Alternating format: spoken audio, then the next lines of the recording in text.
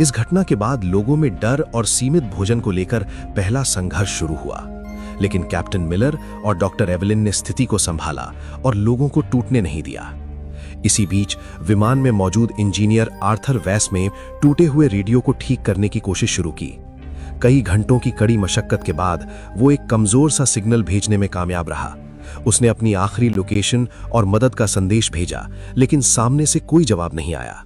Radio की battery खत्म हो चुकी थी और संपर्क का एकमात्र जरिया भी हमेशा के लिए टूट चुका था। दिन बीतते गए। जब 10 दिन बाद भी बचाव का कोई संकेत नहीं मिला, तो 4 लड़कों और एक लड़की का सब्र जवाब दे गया। एक रात जब सब गहरी नींद में थे, वे चुपके से विमान के मलबे से बनी एक छोटी सी नाव लेकर समुद्र में उतर गए। उन्हें लगा कि मरने से बेहतर है कोशिश करना। वे फिर कभी लौटकर नहीं आए।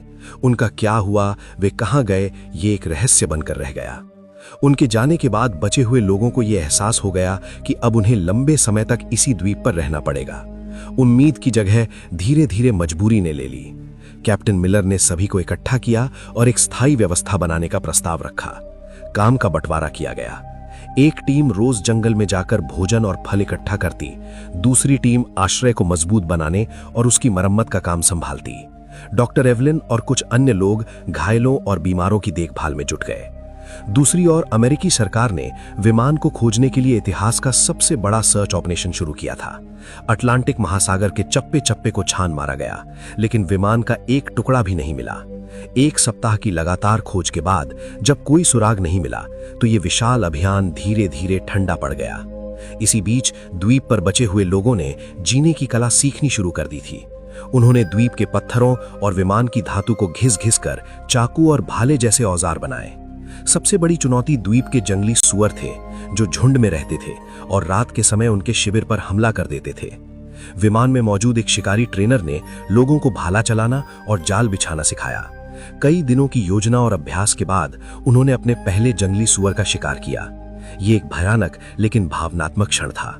शिकार के दौरान 2 लोग घायल हो गए, लेकिन जब वे उस शिकार को लेकर शिविर में लौटे, तो वो सिर्फ भोजन नहीं था, वो उनकी एकता और दृढ़ संकल्प की जीत थी। उन्होंने द्वीप के किनारे टूटे हुए नारियल के तनों से रेत पर बड़े बड़े अक्षरों में हेल्प लिखा, इस उम्मीद में कि शायद कोई गुजरता हुआ जहाज या विमान इसे देख ले।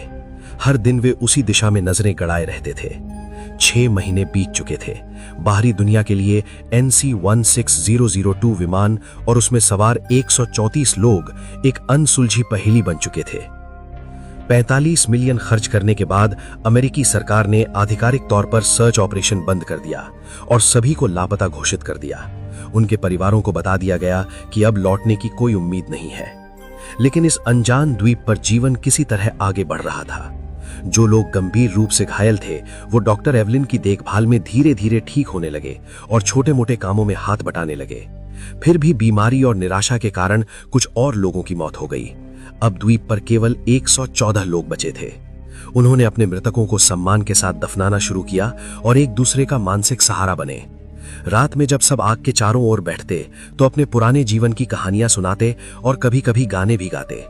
लगभग 1.5 साल बाद द्वीप पर पहली बार किसी बच्चे की किलकारी गूंजी, जिसने सबके दिलों में एक नई उम्मीद जगा दी। लगभग 1.5 साल बाद द्वीप पर जन्मे उस बच्चे ने सभी के भीतर जीने की एक नई वजह भर दी थी। समय बीतता गया और 2 साल पूरे हो चुके थे। इस दौरान उन्होंने द्वीप पर जीना सीख लिया था। उन्होंने छोटी मोटी खेती शुरू कर दी थी और मछली पकड़ने के नए नए तरीके ईजाद कर लिए थे। फिर भी सभ्य दुनिया में लौटने की इच्छा उनके दिलों में जिंदा थी, जो हर रात उन्हें बेचैन रखती थी। इंजीनियर आर्थर वेस के नेतृत्व में सभी ने मिलकर एक बड़ी नाव बनाने का फैसला किया। ये उनका अब तक का सबसे बड़ा और सबसे महत्वाकांक्षी प्रोजेक्ट था।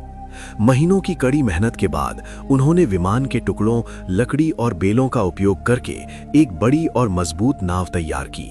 जिस दिन उन्होंने उस नाव को समुद्र में उतारा, वो दिन किसी त्योहार से कम नहीं था। 25 सबसे मजबूत और अनुभवी लोगों को उस नाव पर सवार किया गया, इस वादे के साथ कि वे मदद लेकर वापस लौटेंगे। नाव द्वीप से कुछ मील दूर तक तो ठीक चली, लेकिन फिर मौसम ने अपना असली रूप दिखा दिया। अचानक आसमान में काले बादल घेर आए और एक भयानक तूफान ने उनकी नाव को चारों तरफ से घेर लिया। ऊंची ऊंची लहरों ने नाव को पलट दिया।